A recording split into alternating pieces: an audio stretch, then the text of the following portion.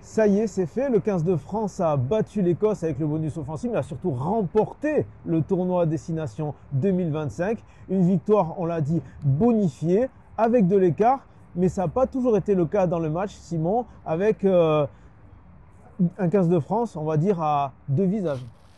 Deux visages. Le premier, c'était peut-être pas le plus agréable et c'était un visage qu'on n'avait plus tant que ça l'habitude de le voir arborer. C'était le visage d'une équipe inhibée par la pression, d'une équipe qui s'est en plus tiré une balle dans le pied avec ce carton jaune de Peato Mauvaka dont on a pu craindre qu'il soit Ça aurait pu coûter plus un cher petit peu encore. plus rouge que jaune après un passage par le bunker au milieu de ce premier acte. Et c'est ce qui est revenu d'ailleurs dans leurs paroles, cette importance de la mi-temps.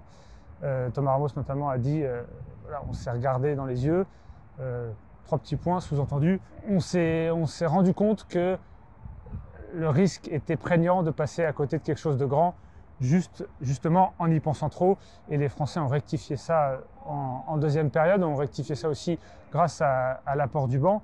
Mais voilà, en tant que supporter français, il y avait de quoi ne pas vraiment faire les malins à la mi-temps. Surtout que ça aurait pu être pire. Un essai écossais a été refusé pour un passage en touche pas évident qui n'avait pas été vu en direct Justesse. de Blair Heureusement. Gorn qui a été encore excellent ce soir. Donc voilà, les Bleus ont fait le job, mais les Bleus étincelants qu'on connaît en cette année 2025, on a mis un petit peu de temps à les voir ce samedi au Stade de France. Alors les Écossais en conférence de presse n'ont parlé que de cette action, hein. Ce petit geste d'humeur de Peato Mauvaka, carton jaune avec Bunker qui restait carton jaune. Pour les Écossais, ils ne comprenaient pas pourquoi ce n'est pas passé carton rouge.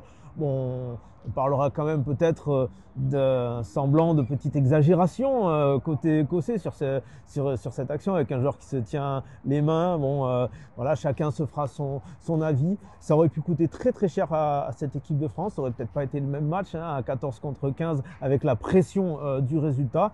Effectivement, il y avait beaucoup de pression sur ce match-là face à une équipe d'Écosse qui nous a bien embêtés pendant une mi-temps. Mais on le sait, hein, ça faisait déjà les 3 derniers matchs, c'était déjà comme ça. L'équipe de France, c'était des scores qui se jouaient très serrés. Donc on savait que cette équipe d'Écosse serait très accrocheuse.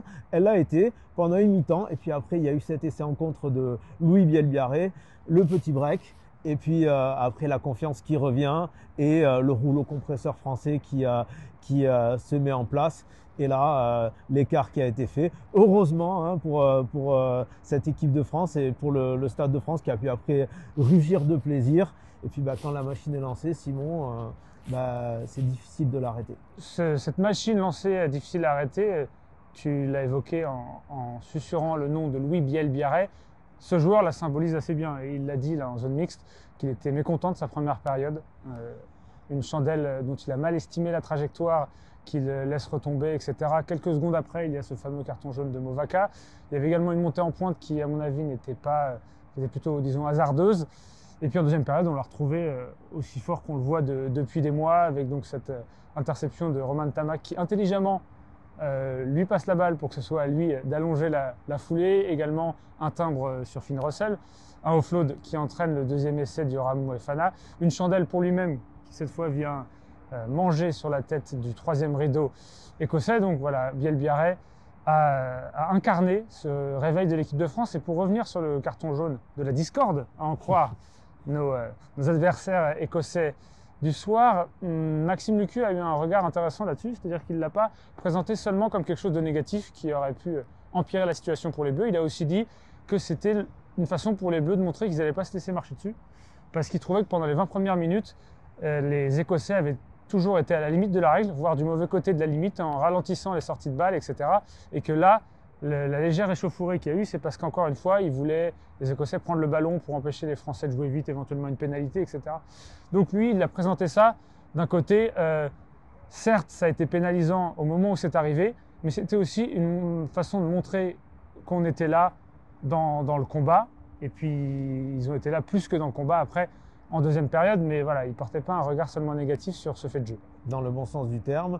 Et puis en deuxième mi-temps, une équipe de France qui a été là dans tous les compartiments du jeu et qui a écarté on va dire ce côté nervosité qui peut faire tourner mal un match pour le transformer en combativité, en excellence. Et au final, ça a donné ce score et cet écart.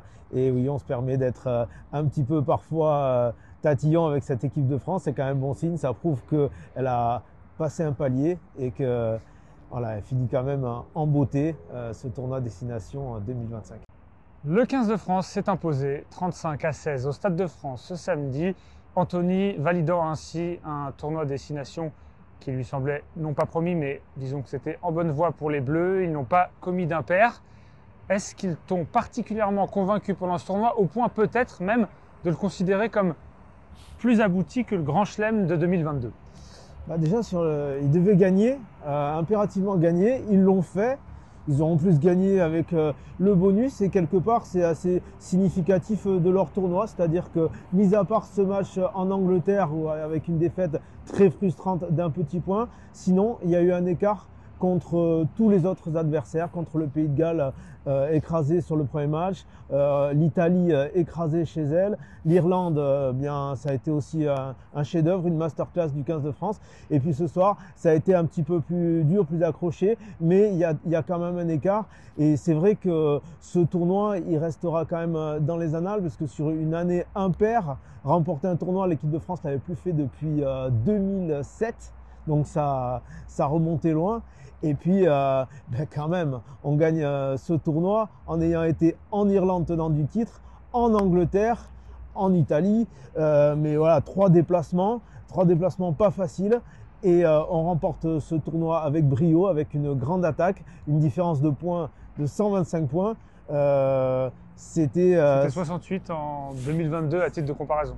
Donc pour moi, il y a eu le Grand Chelem en 2022, mais c'est plus fort au point de vue des performances que cette année, en 2022. Je sais pas ce que tu en penses, Simon. Oui, 30 essais, c'est un record pour le tournoi des 6 nations, donc depuis l'an 2000. 30 essais, c'était 29 en 2001, l'Angleterre. Voilà, record battu par les Bleus ce soir.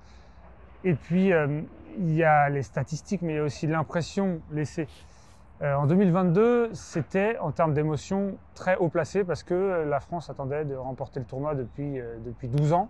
C'était plus arrivé depuis 2010. Les Bleus sortaient d'une longue période de vaches maigres comme le rugby français n'en avait quasiment jamais connu. Donc forcément, c'était du soulagement, le bonheur de retrouver les sommets, certes, mais il y avait encore quelque chose d'un peu inabouti. Il y a eu un succès poussif au Pays de Galles, une victoire à domicile contre les Irlandais, mais en marquant moins d'essais qu'eux. Alors c'est pas une tare, mais tout de même c'est un élément à souligner. Cette année, il n'y a eu aucun match véritablement poussif à mes yeux dans ce tournoi. Là, la première période aujourd'hui, ce samedi, à Saint-Denis, elle n'a pas été excellente, mais c'était plus le symbole d'une équipe qui avait du mal à se lâcher. Et surtout, ce n'est qu'une période. Il n'y a pas eu une partie entièrement décevante de la part des Français, même à Twickenham d'ailleurs. Et Antoine Dupont l'avait souligné, avec une efficacité relativement basique, c'est-à-dire des ballons attrapés comme il en attrape 99 fois sur 100 par Penaud, Biel-Biarret et Dupont en personne. Les Bleus auraient pu se lancer sur un match qui était sur des standards quasiment similaires à la rouste infligée aux Anglais 2 ans auparavant.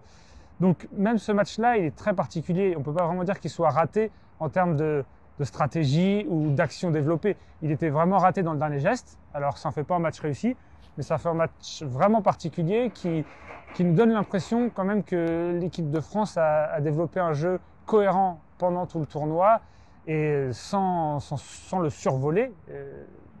Factuellement, étant donné qu'il n'y a pas un grand chelem, elle a tout de même posé son empreinte, peut-être plus encore qu'en 2022, rugbystiquement sur le tournoi cette année. Et puis pour dire que quand même ce tournoi restera dans les mémoires, c'est le tournoi des records avec Thomas Ramos qui devient le meilleur réalisateur de l'histoire du 15 de France. Bon, on s'y attendait, il n'avait que 6 petits points à marquer ce soir, ça a été fait largement, il en a marqué 20. C'est pas passé pour Damien Penaud, mais on est confiant, ça passera pour plus tard. Et puis Louis Biel-Biarret, quelle révélation, quel tournoi, quel joueur. Fabien Galtier l'a encore loué en conférence. C'est incroyable de parler de révélation alors qu'on parle de révélation depuis 1 an et demi. Mais c'est parce qu'en fait, il se révèle un palier supérieur à chaque fois. Il a que 21 ans et il marque 8 essais sur ce tournoi. Ça n'avait plus été fait depuis 100 ans.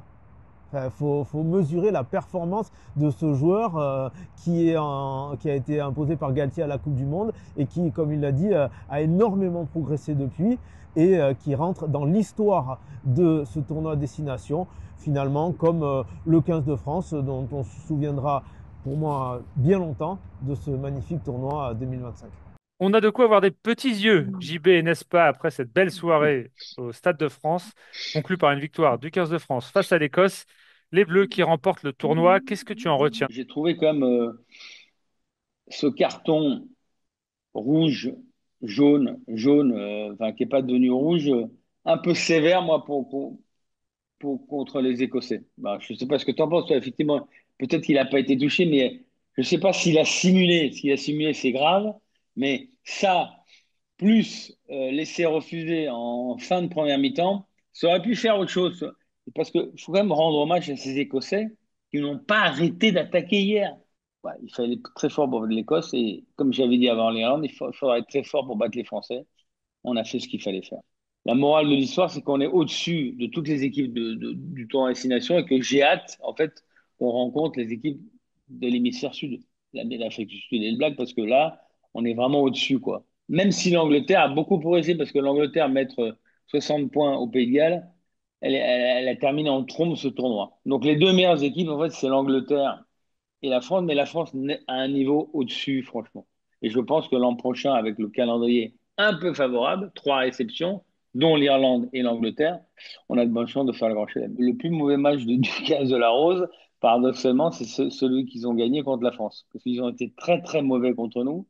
On leur a tellement donné l'occasion de gagner qu'ils l'ont Ils pas ont fini par le manqué. faire.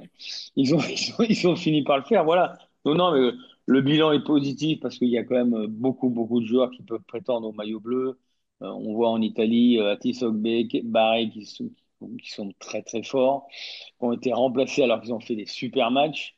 Bon, effectivement, les deux révélations pour moi, c'est Guillard devant, qui est quand même un gaillard de 120 kilos qui a le jus d'un ailier de poche, qui a une extraction, une éjection, une fraîcheur, un enthousiasme exceptionnel. La preuve, Méafou est remplaçant. Méafou est remplaçant. Méafou est remplaçant. Les gros porteurs remplaçants. Et puis, effectivement, la confirmation progressive de l'huile Bielbarré qui, effectivement, qui nous étonne de plus en plus parce qu'en dehors du fait qu'il est très, très rugby, il est très, très opportuniste. Alors, opportuniste dans la vie professionnelle, c'est mal vu. Dans le sport, c'est très, très bien vu.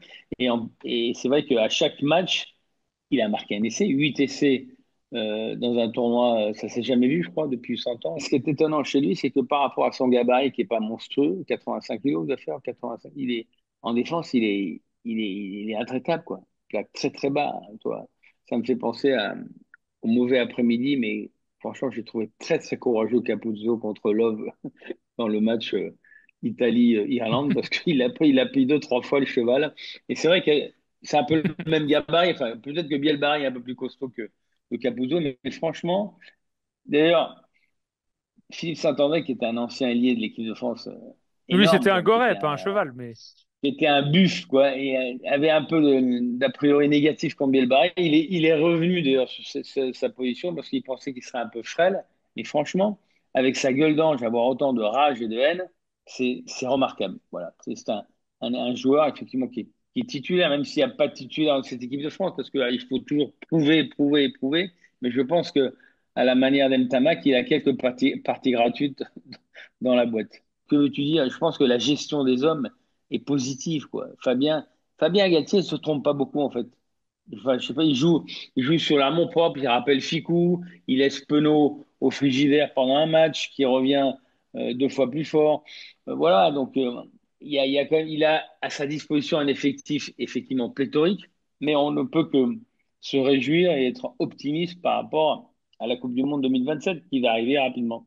Même si je pense qu'il y aura beaucoup de changements d'ici là et que on en reparlera peut-être plus tard. Et j'ai hâte, franchement, j'ai hâte qu'on rencontre l'Afrique du Sud ou les Blacks parce que ce sont les seuls matchs de vérité pour voir ce qu'on est capable de faire dans 2 ans, en fait. Parce que là, j'ai vraiment l'impression que le tournoi, c'est trop facile, quoi.